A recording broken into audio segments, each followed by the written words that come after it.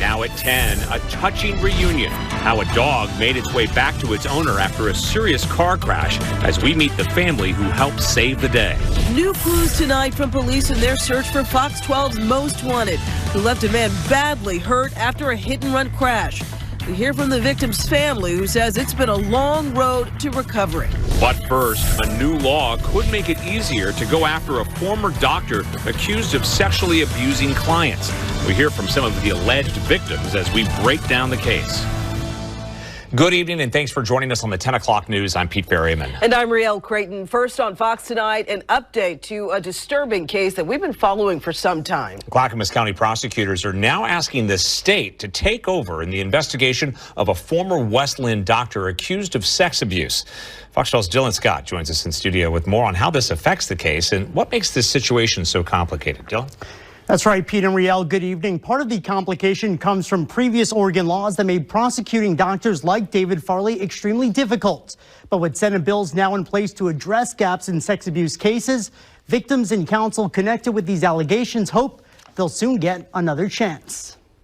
The fact that he's out running free right now is the biggest slap in the face to the survivors. Sex crimes prosecutor Courtney Tom and the dozens of local plaintiffs she represents say they haven't given up the civil and criminal fight against former West Linn doctor David Farley. I think the ultimate goal here is that David Farley is arrested and he's charged, and the truth comes out about what he did to countless women, countless children. In an investigation led by the Clackamas County District Attorney's Office and West Linn Police Department, a 2022 grand jury issued a not true bill, meaning there was not enough evidence for an indictment despite some powerful words from those alleging years of sexual abuse by someone they trusted. Earlier this year, some of the alleged victims sat down with a CNN reporter to share their story. He told me that he had a young patient die of cervical cancer.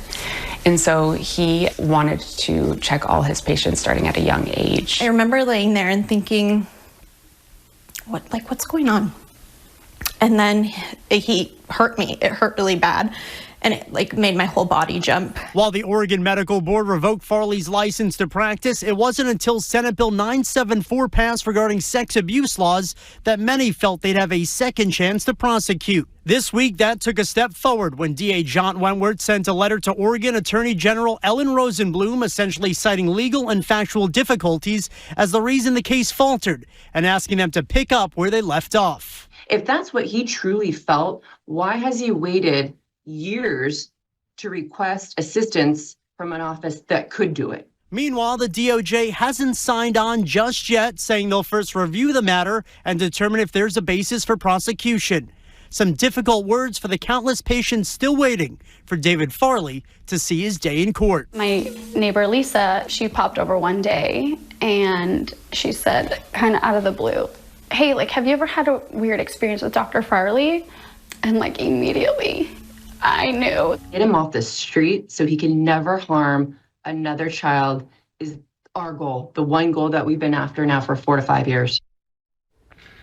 Now, the civil cases we mentioned against Farley are also still ongoing and in the hundreds of millions of dollars. We'll keep you posted on the very latest as we learn more. In studio, Dylan Scott, Fox 12 Oregon.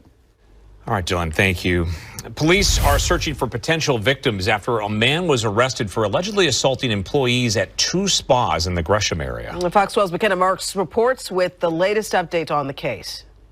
Take a look at your screen. This is 20-year-old Habib Habibi. He was arrested on Tuesday and is facing multiple charges, including rape, sodomy, robbery, coercion, strangulation, and attempted sexual abuse. According to Gresham Police, Habibi first went to the Red Sun Spa on Southeast 181st Avenue on November 13th. While he was there, they say he attacked an employee who was the only one working in the spa at the time. On November 28th, police say Habibi went to another spa, the Garden Spa on Southeast Stark Street. While he was there, they say he attacked one of the spa employees. According to investigators, the worker was able to fight back and get the attention of other employees in the spa. According to Gresham PD, they were able to identify Habibi using surveillance footage from both spas. He was arrested just after 5 p.m. on Tuesday. McKenna Marks, Fox 12 Oregon.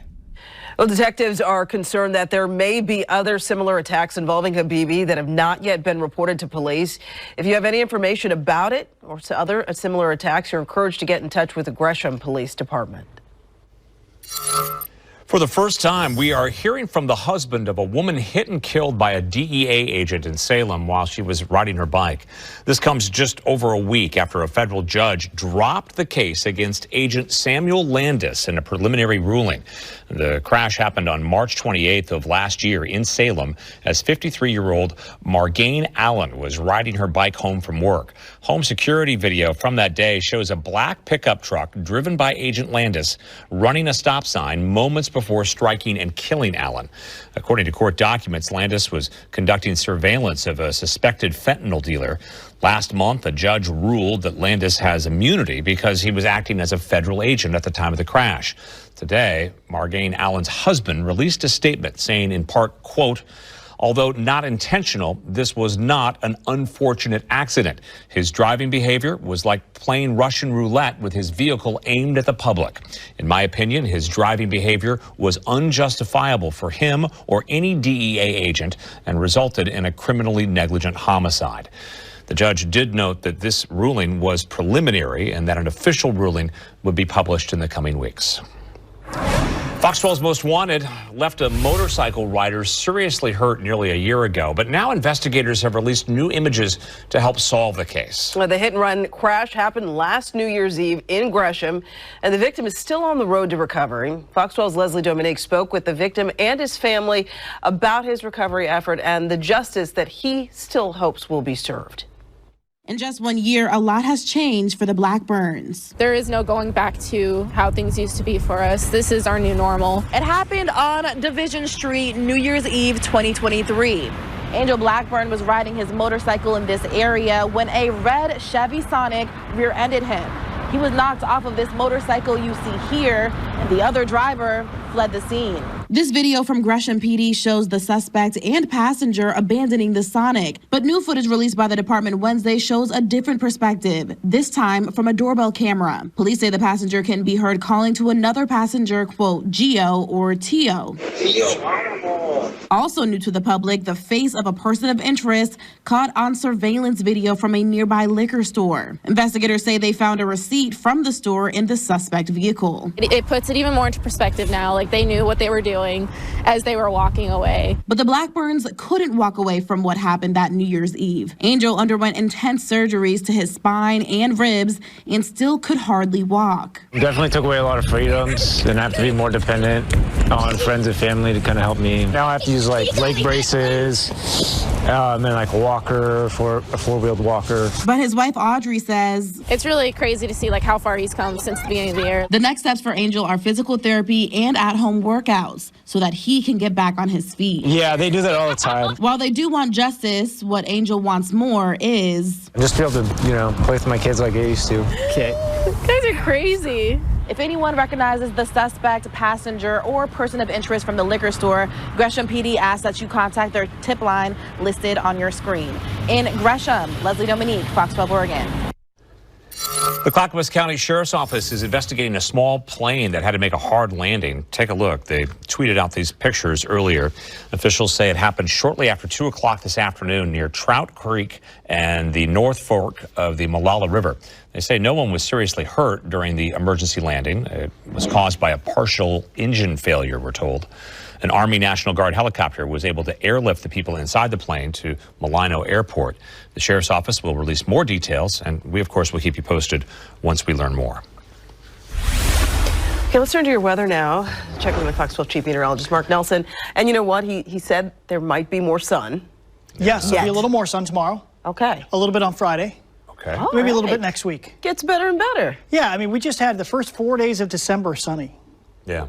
Let that sink in. Like on a streak. It's a nice break because it was, for a while there, it was... November was touch and go, as they say. Yeah. Pretty great.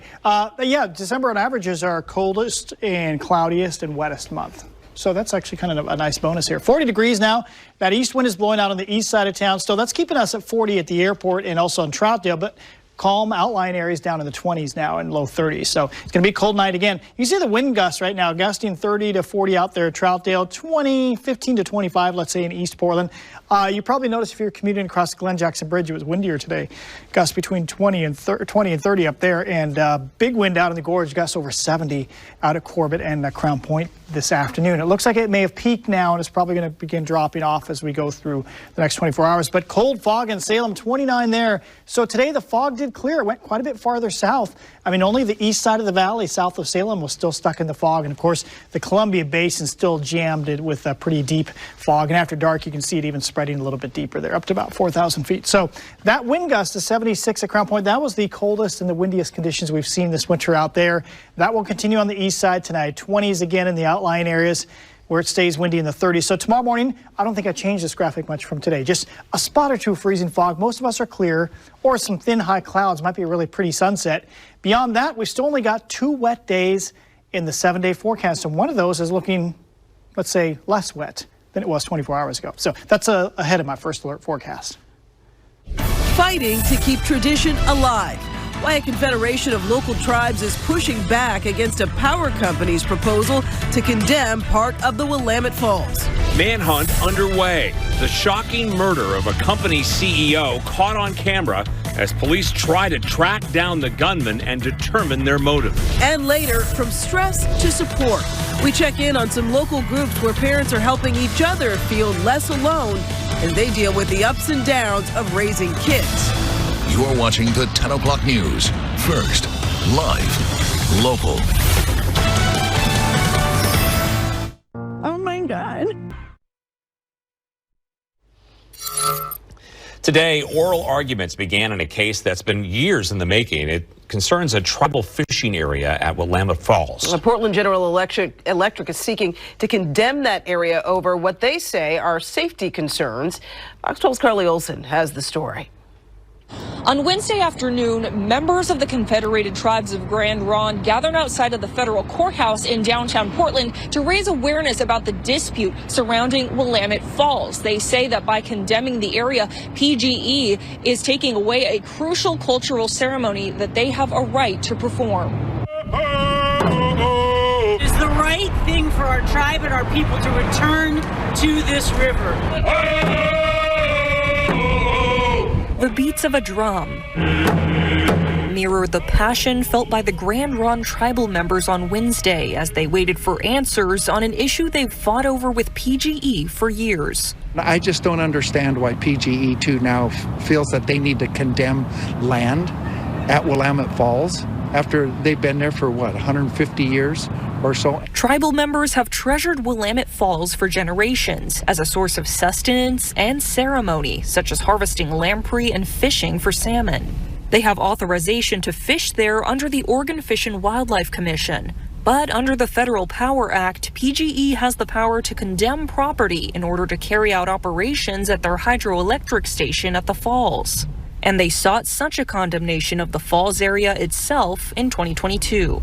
Their notice said they were taking the action, quote, to assure public safety, uninterrupted, and consistent hydro facilities operation. At no point in the past have they ever seen the need to condemn Willamette Falls. The tribes were granted a motion to intervene in order to keep their rights to fish in the space and recreation opportunities for the general public. After working for so long and so hard to restore our tribal fishery at Willamette Falls, all of a sudden, it's a safety concern. People are able to kayak up into this area and explore the falls now. If this area were to become private property, PGE would control that, and you would have to get the permission of PGE to even access the falls. They hope in the coming days they will have assurance that their long-held traditions can continue to have a home under the rushing waters. Our ancestors were caretakers of those falls and of this land. So we never take more than we need. I hope the judge will consider, where is the justification for that today? What has changed? Earlier on Wednesday, PGE's Vice President of Policy and Resource Planning, Kristen Sheridan, sent me a statement which read in part, PGE respects the long-standing ties of tribes to the Willamette Falls area and its continued importance for traditional cultural practices. The federal government is requiring PGE to resolve the dispute involving a permit issued by the Oregon Department of State Lands that impacts PGE's operations, safety at the falls, and our ability to comply with federal licensing requirements. We will continue to keep you updated on the status of this case on our website at kptv.com. Reporting in Oregon City, Carly Olson, Fox 12 Oregon. Well, there is a new scam that you need to be aware of, especially if you have PGE. So take a look at this. PGE says that they are aware of fraudulent text messages that urge customers to pay their bill or risk having their services disconnected within 24 hours. PGE says this is a scam and says they will never seek payment or request personal information through text messages. Even if your caller ID says PGE or Portland General Electric, proceed with caution. It could still be a scam. If you suspect a scam, you can contact PGE directly. The city of Portland has officially approved the sale of the former Children's Museum, and the buyers already have plans for the land. The city has approved to sell the land, the property, to the Oregon government agency Metro for $3 million. The agency says it'll use the area to expand the zoo. The exact plans are not set in stone, but we're told it's been years in the making. The land was once home to the Portland Children's Museum and the Opal Charter School, which both closed back in 2021 because of financial difficulties from the pandemic. The Children's Museum was a beloved spot for local families, and it was one of the oldest children's museums in the country. Parents found value in taking their kids there because it was something that you could go do with your family, and it's educational and it's stimulating and it's fun, interactive, and now it's gone. The sale comes after voters in May approved a $380 million bond to bolster the zoo's infrastructure. Okay, let's get back to Mark. He's got a really beautiful beach shot now. There you go. Meanwhile, we were working hard here in Portland, and look at all these people just frolicking on the beach. You know, if you didn't know, it looks like it could be warm. It does. And I mean, technically, it's the warmest place in the state is along the beaches. Little known fact, tends to be mildest in wintertime, in the cool season, out at the beaches, because the land cools off and the ocean stays about the same temp. Ooh, that's foggy in Salem, upper 20s. Yeah, spots of freezing fog again in the valleys tonight. I think this will be the fourth night, right? Yeah, because it was Saturday night, Saturday, Sunday, Monday, Tuesday. Yeah, so maybe it's the fifth night. But either way, night after night of freezing fog and spots of freezing fog, at least in the valley. We've had pretty clear skies the last 2 nights here in the metro because we just have enough of that easterly wind blasting out of the gorge, bringing the drier air towards us, and that keeps the fog away. You see the temperatures right now. Yeah, look at the effect of the wind. 40 in Portland, a bit of a breeze in Kelso, too, at 37. Everybody else at or below freezing here in the valleys. And, of course, east side, it's pretty chilly as well. 26 up at Government Camp right now. So tonight, just spots of freezing fog west of the Cascades. I don't think your temperature will drop too much further in Salem, where you're in the upper 20s now, but east side, a lot of teens coming up. All right, so for the kids in the morning, one thing changes, and this is great for photographers tomorrow morning, I think. Some thin high clouds. We always have those really reddish sunsets and sunrises when we have the thin high clouds overhead. So in the metro, look towards Mount Hood. Could be really pretty tomorrow morning. Oh, and send your pictures, kptv.com if you have the app. If not, weather page, submit photos and videos. It's right there off the weather page. All right, so cold and windy near the gorge again tomorrow morning. The rest of us just plain cold. And then in the afternoon, clouds, maybe a sprinkle, 46 degrees. So what's ahead? What do we see? Big pictures or snowstorms or wild weather the next 7 days. Relatively quiet, but we have 2 wet days coming up, Saturday and Sunday. But just a sprinkle possible tomorrow. Some models have it, some don't, as the clouds move overhead. Cold east wind, all right, it'll still be there tomorrow. It'll still be there on Friday, but by Friday night, then it goes away, and you wake up Saturday morning. I think the entire metro will have a mild or warmish feeling south wind on Saturday. So here's this weak weather system. Look how it keeps moving towards us, but it's kind of stretching and thinning. We do have high pressure directly overhead, so it's trying to slip in under that high pressure, but the high pressure is sinking air, so it's killing it, basically. But what's left means a lot of high clouds tomorrow. So we wake up, the thin high clouds overhead, midday, maybe a shower, just maybe. And then late in the afternoon, the skies are clearing again. And Friday, it just looks like a lot of high clouds streaming overhead. Okay, what about the rain then? We think most of the rain coming up, which we thought would be Saturday morning, has now shifted closer in time, which means most of us are sleeping, I assume, at 3 a.m. unless you're partying really late Friday night. And so on Saturday, it's light showers and sunbreaks. So Saturday actually doesn't look so bad. Total rain out of that by the time we get to Saturday midday, a quarter inch or so, quarter to half inch. No heavy rain coming up. And very little makes it east of the Cascades. So in Portland, tomorrow's a little different. Temperature-wise, it's about the same, but it's a little different in that midday, a lot of cloud cover and maybe a sprinkle. East winds breezy, not quite as strong as today. Still out there, though, still blowing. Friday, the wind is still going, although it backs off a little bit more. Friday, a lot of high clouds. And then Saturday, it's showers and sunbreaks. I mean, maybe I should go to the one shower icon here instead of two showers. We have all these choices for what we display here. So warmer on Saturday, you're going to notice that. I think when we come out of our homes on Saturday morning, even 7 or 8 a.m., and maybe in the mid-50s already. So that's quite a bit different than upper 20s that we're seeing in the mornings now. And then Sunday, a few leftover showers, then back to dry Monday, Tuesday, and Wednesday. I think we'll probably go back into rain right after the 7-day forecast ends here. But again, big deal. You don't see any freeze coming up in early to mid-December. You don't see any low elevation snow, no windstorms, no flooding. So our lives can continue, I think, uninterrupted by weather. Riel? All right, thank you, Mark. A shooting at a school has left 2 young students injured. We hear from a middle schooler who witnessed the gunman and helped rush people to safety. Long after guests leave. A manhunt is underway for the gunman who killed United Healthcare CEO Brian Thompson. Well, Thompson was shot and killed on a Manhattan sidewalk this morning, and police are calling it a brazen, targeted attack. For Fox 12, Sherelle Hubbard has the latest. United Healthcare CEO was killed in New York City Wednesday morning. This disturbing video shows the 50-year-old executive at the front of a Midtown Manhattan hotel on his way to the company's annual investor conference when a gunman walks up from behind and fires several fatal rounds. Every indication is that this was a premeditated, pre-planned, targeted attack. The New York Police Department has been working to piece together who the gunman is and why they targeted Thompson. They've released these photos of the suspect. They say the images show him at a nearby Starbucks just before the shooting.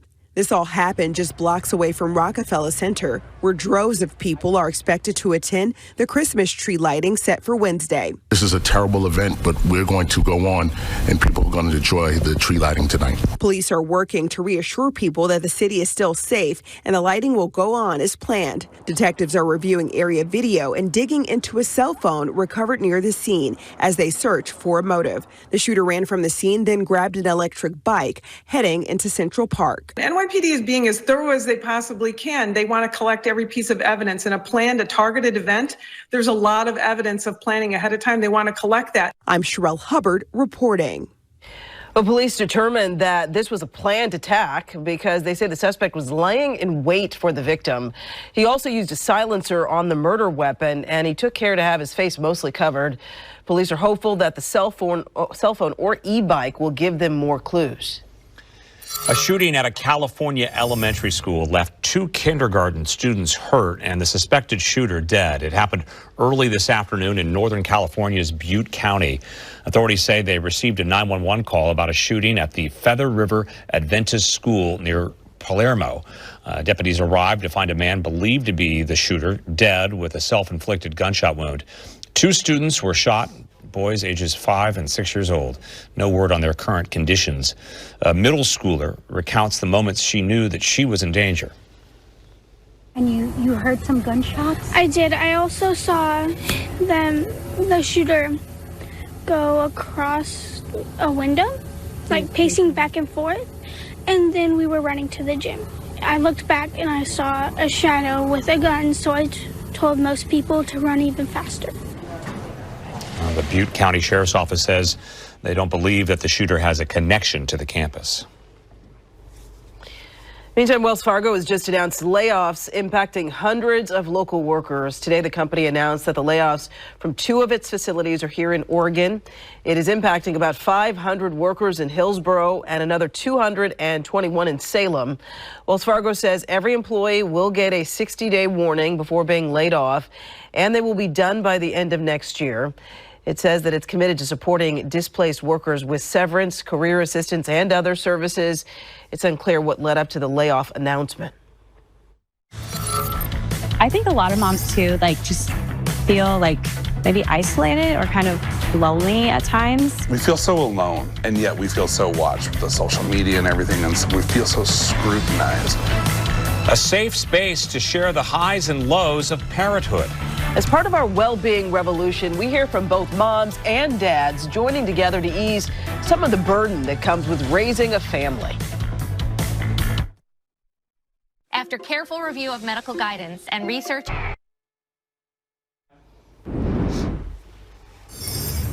An Astoria man is in the hospital tonight recovering from a life-altering injuries after hitting a patch of black ice on Highway 26. During the incredible rescue by first responders to get the man life-flighted to OHSU, his dog went missing.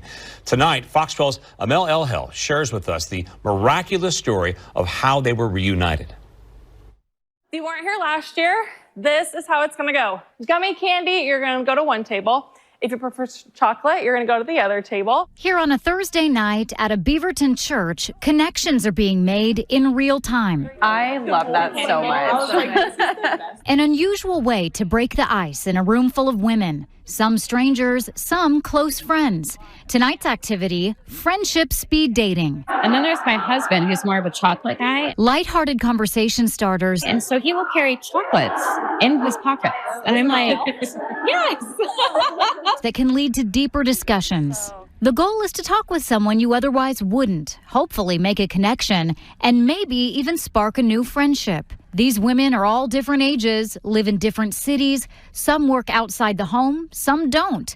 But they all have one big thing in common. They're all moms. I think a lot of moms, too, just feel maybe isolated or kind of lonely at times. I know I have felt that way before.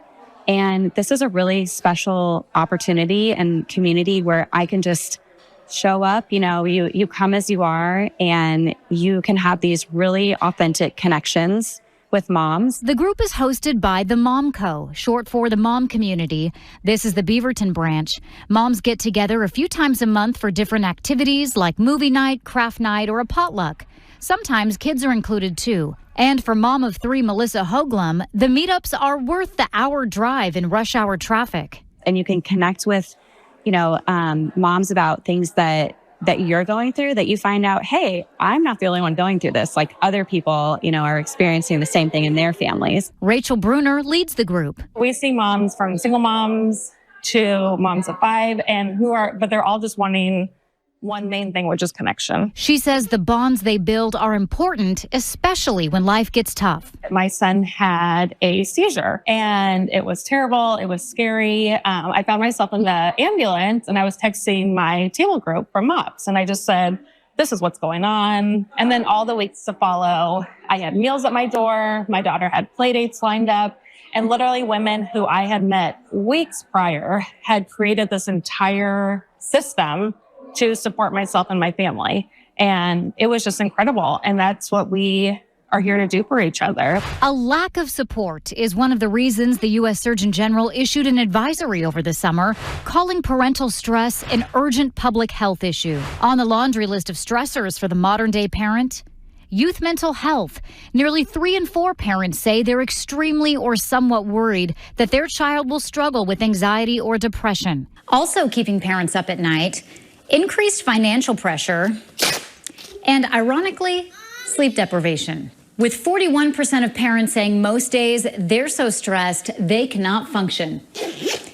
And nearly 70% saying parenting is more difficult now than it was 20 years ago. The main reasons, children's use of technology and the impact of social media. All of it adding up to more pressure on parents. And of course, dads feel it too. Yeah, dinos.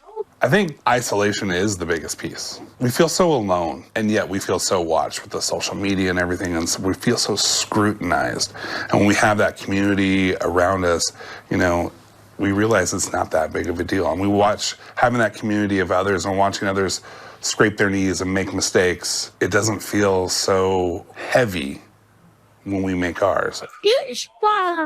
Shane Sowards leads the Early Childhood Fathering Project run by nonprofit Impact Northwest, affectionately called Pizza Dads by some of the members.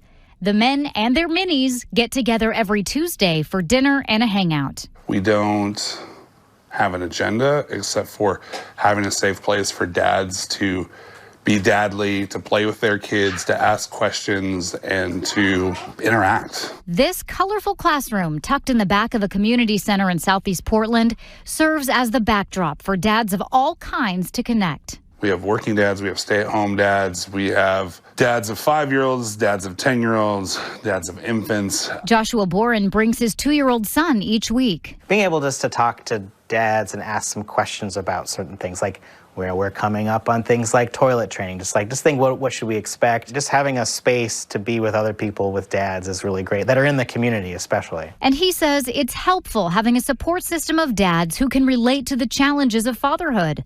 From the early days of parenting. You're missing a lot of sleep, there's just so much to learn. And looking ahead to future obstacles. How much screen time should we let him have? What is it going to be like? The pressure about having a phone. So yeah, I am not so looking forward to that. But for now, Joshua has his pizza dads to lean on. Yeah. Cheesy dad jokes and all. Of course you do. Nora Hart, Fox 12 Oregon. Okay, so by the way, that dads group is free to join. Momco does charge a fee, but that covers meals, activities, and childcare. However, there are many other groups out there as well. So for more information, you can visit our website at kptv.com and click on the Wellbeing Revolution tab. We now want to get back to the story we mentioned just a bit earlier. A heartwarming reunion involving a man injured in a serious accident and his dog that went missing as that man was being rescued. Well, tonight, Fox 12's Amel El-Hel shares with us the miraculous story of how they were reunited. Scared, alone, and cold. That's likely what this little pup was feeling Monday night after running off from the first responders who were treating her dad. Matthew Weatherman was on his way back to Astoria from Portland that morning when he hit a patch of black ice, flying off the road and landing here with his truck quite literally wrapped around a tree. Fractured pelvis, 5 fractured ribs, a collapsed lung, possible lacerated spleen, that he had gotten 16 units of blood in the ER, that he was stable, but the doctor wanted to talk to me about him going into surgery and giving permission for anesthesia. Talk to us. We are the moms. Yeah, we're known as the moms with all his friends. We're the moms. The moms, also known as Colleen and Susan Corrett, dropped everything to be with their son, who was sedated and intubated, but conscious. That's when their attention diverted to Matthew's beloved dog named Bravery, who they knew they had to find if they wanted their son to survive. And so here he is helpless. He kept trying to get up, and I know he was trying to go find her. He kept trying to speak, and we knew, where's Bravery? But he couldn't. So what Matthew couldn't do, his loved ones did for him. Going back to the scene of the crash on Highway 26 near Banks, Matthew's friends and family organized search parties with the help of Wagon Tail's Search and Rescue. We searched 3.5 hours or so. While the search was long and draining, the moms never gave up hope, and eventually Bravery appeared, but quickly scampered back into the woods after getting spooked. That's when Colleen and Susan's pup Daisy came into play, eventually saving the day. And as you'll see, she'd do it again in a heartbeat. They said not to call out Bravery's name, nothing like that, just have a conversation. So I did. And I would tell her, where's Bravery? Where's the puppy? Do you hear the puppy? And so we just, I know. And so we did that for quite some time. Oh, sweetie. And I heard a whimper, crying. And I look and I see these little black eyes and this little snout in the bushes. I would not have seen her if she hadn't alerted me. Making sure not to spook Bravery, Susan let Daisy go get her, saying it was a simple sniff of her ear that made Bravery come out from the bushes and eventually into Susan's arms. She was shaking. She was so scared. Once Bravery was reunited with the people who love her dad so much, it was time to be reunited with him. And she was, just a short time later in the ICU at OHSU. Bravery came and got to smell him and then lick him, and Matthew was just so happy. Yeah. You could just feel the energy emanating in the room. And when he was young, we taught our sons that I love you is 1, 4, 3. We had gotten there before Bravery, and we told him, Bravery's coming. We found her. All he could do was take his hand and just kept signaling, I love you, I love you. And it just, tears were coming off of him. That's when the moms knew their son would be just fine. The next day after the accident, we find her, she's there, and now we know he has a fighting chance. All thanks to a little dog named Bravery and the people and dog who were brave enough to find her. Reporting, Amal El-Hal, Fox 12 Oregon. Oh, great story. Tears streaming down your eyes. Yeah. It's like, I could hear you guys. I came down the corner and I could hear you. I could hear people going, oh. Well, the dog. Very, very sweet. And wish him a speedy recovery. All right, let's talk about our weather now. And the fact that it's always darkest before the dawn and it's not even dawn yet. Yeah, that's right. So we still got to wait. It's just plain dark. So we're at the earliest sunsets of the year, 4:27 p.m. That's the earliest it gets here. It'll be like that for about the next 10 days or so. But it does get brighter in the evenings, at least. The sunset will be 10 minutes later by New Year's Eve. So we'll gain 10 minutes in the evening by New Year's Eve. And then 45 minutes by late January. That's when I typically notice, like in late January, it's like, it's not quite as dark, for sure in the evenings. But even in the mornings, it's starting to back up a little bit later in January. By the way, last year on this date, warmest December day on record, 67 degrees. I believe Troutdale sensor runs a degree or two too warm, but it was at 70, I think. But yeah, really warm stuff last December, and it was so wet.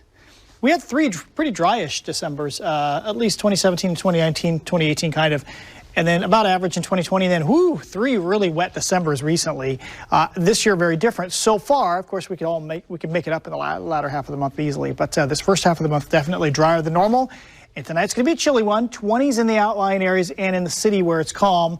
Where it's windy, you're going to stay in the 30s. And tomorrow, could there be a sprinkle midday, early afternoon? Maybe. We'll see. I bet, like, maybe it's on your windshield briefly, and that's it. And a few of us see it, a few of us don't. So a lot of us don't, I should say. And that wind will continue on the east side tomorrow, but not quite as strong. Now, we'll talk about what we expect in the gorge, up in the Cascades, and out at the coastline coming up in just a few minutes in my next First Alert forecast. Local student athlete stars getting ready to spread their wings. We hear from some players who have committed to playing at the University of Oregon next year. Resolve. Your pet knows if a mess is really gone. If not, they may...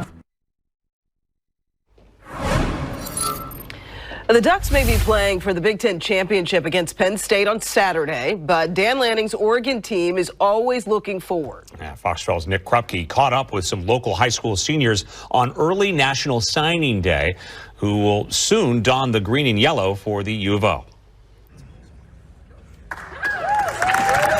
It all just feels like a little bit of a dream. Please don't pinch Wilsonville's Mark Weepert. A lot has changed, obviously, for me. The 18-year-old senior won the day. Once a verbal commit to play baseball for the Beavers, the All-State catcher latches on with Dan Lanning's Ducks on early signing day for the high school class of 2025. I'm super excited, obviously, to be at this kind of a program, be this close to home, kind of be the hometown kind of deal.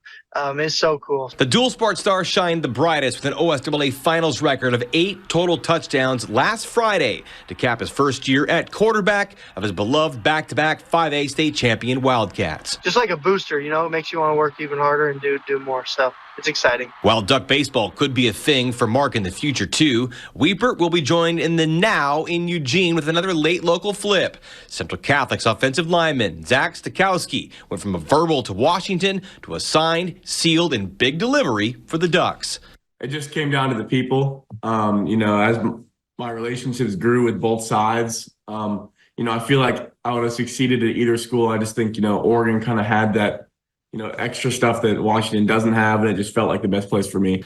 Stakowski is a 6'6", 275-pound four-star All-American tackle who will join the Mid of Oregon over offers from UW, Georgia, Michigan, and UCLA to remain right here at home. Just taking a step back, it's a really surreal thing. I mean, this is literally my dream growing up was to, you know, be a football player, especially at Oregon. And now just to have that come true is kind of like, it's a blessing. A new 6A state champion from West Lynn is locked in love with the Beaver State.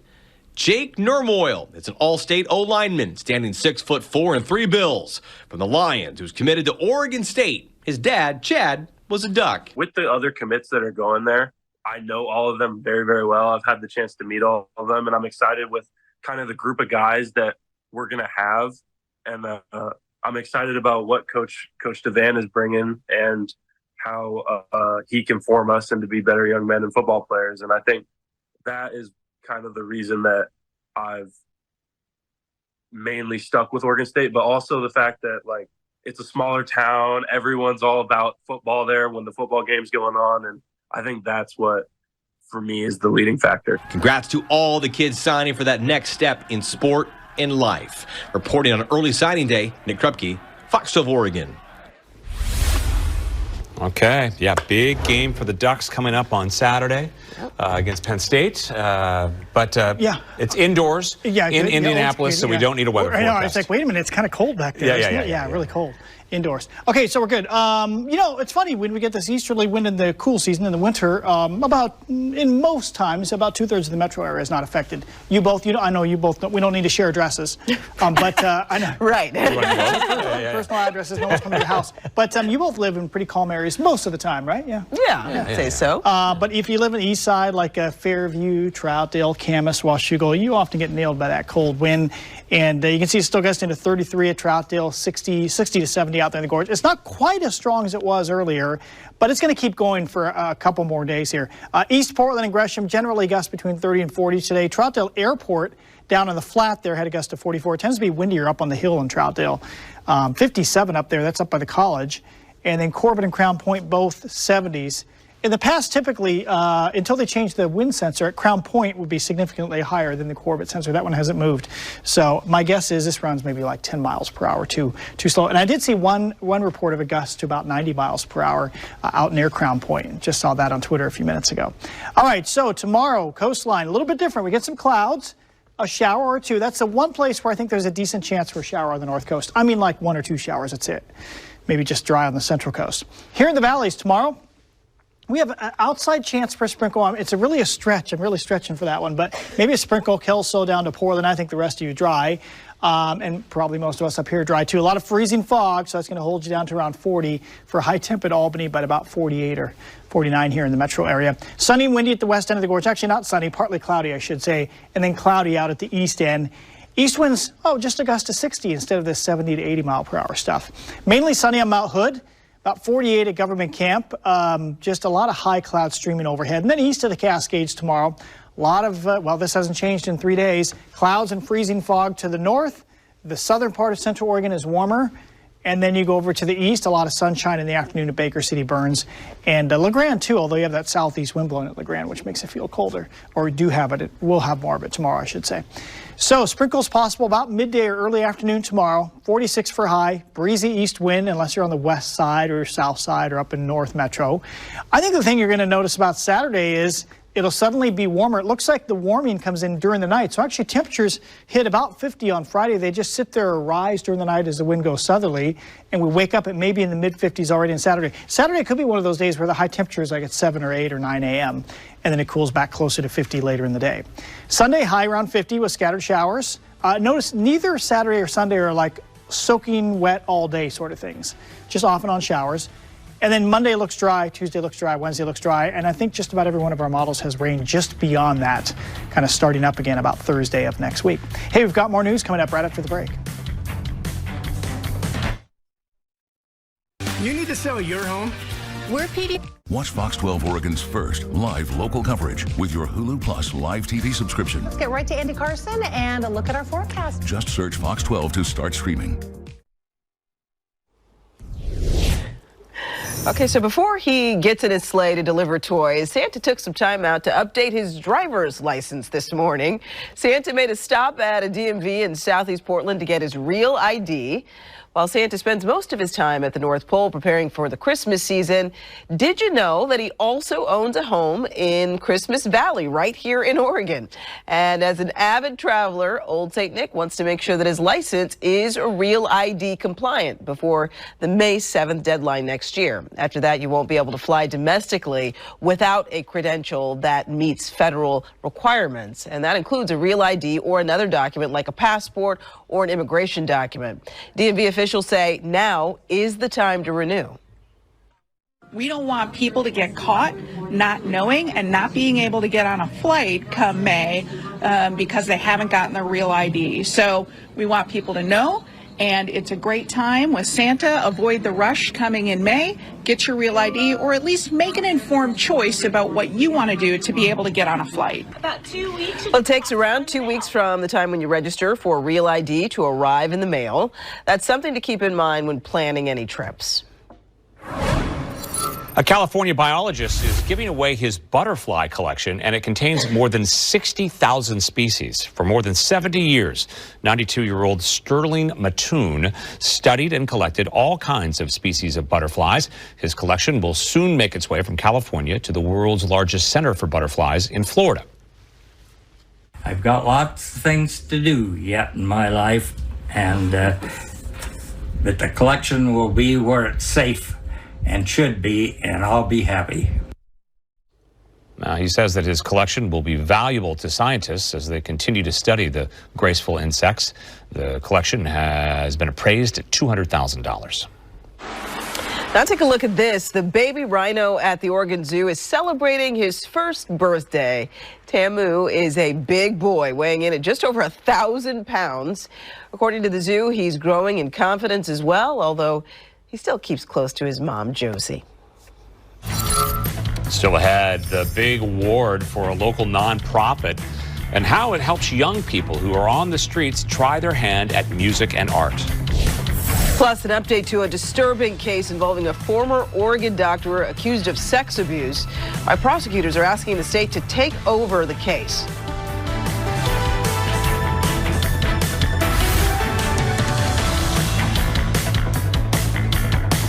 Thanks for watching Fox 12 Oregon News. Watch us live wherever you are on our website, our mobile, and our streaming news app. You can also watch us on Roku, Apple TV, and Fire TV.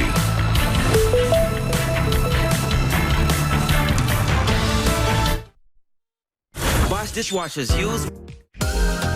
You're watching Fox 12 Oregon.